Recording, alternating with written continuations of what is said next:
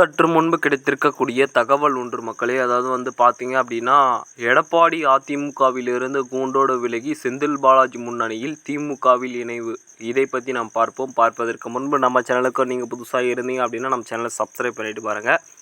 தமிழகத்தில் வரவிருக்கும் 2026 சட்டமன்ற தேர்தலை முன்னிட்டு முக்கிய கட்சிகள் தங்கள் வலிமையை அதிகரிக்க தீவிர முயற்சிகளில் இறங்கியுள்ளதாகவும், கூட்டணி எவ்வாறு அமைந்தாலும் மற்ற கட்சியினரை தங்களுடன் இணைத்து கொள்ளும் போட்டி அதிகரித்து வருவதாகவும், அரசியல் சூழல் மேலும் சூடுபிடித்துள்ளதாகவும் கூறப்படுகிறது. இதனை மேம்படுத்தும் விஷயமாக திமுகவின் தீவிர உறுப்பினர் சேர்க்கை நடவடிக்கை கட்சி வலிமை உறுதிப்படுத்தும் என ஒரு விஷயமாக நடந்து கொண்டிருக்கிறது. திமுக கடந்த சில வாரங்களாகவே உறுப்பினர் சேர்க்கை பணியை வேகமெடுத்துள்ளது. பல கட்சிகளின் நிர்வாகிகள் தொடர்ந்து திமுகவில் சேர்ந்து வருகின்றன என்பது அரசியல் கண்காணிப்பாளர்களின் கவனத்தை ஈர்த்துள்ளது. மற்றும் கட்சியினரை வரவேற்கும் நடவடிக்கைகள் திமுகவின் தேர்ந்து எடுக்கப்பட்டிருந்த நிலையில் ஒரு விஷயமாக நடக்கப்பட்டிருக்கிறது. கரூர் தொகுதியில் முக்கிய நிர்வாகிகள் திமுகவில் இணைப்பு.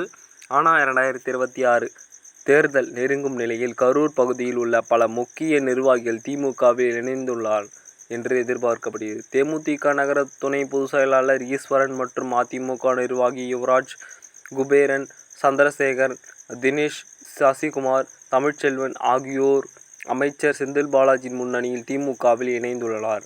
இந்த இணைப்புகள் திமுகவின் தேர்தல் வலிமையை மேலும் உயர்த்தக்கூடியதாக அரசியல் வட்டாரங்களில் மதிப்புகளும் ஏற்கப்பட்டிருக்கிறது. பல கட்சிகள் உறுப்பினர்கள் தொடர்ந்து திமுகவில் இணைந்து 2026 தேர்தல் அரசியல் நிலைப்பாடுகளை மாற்றும்.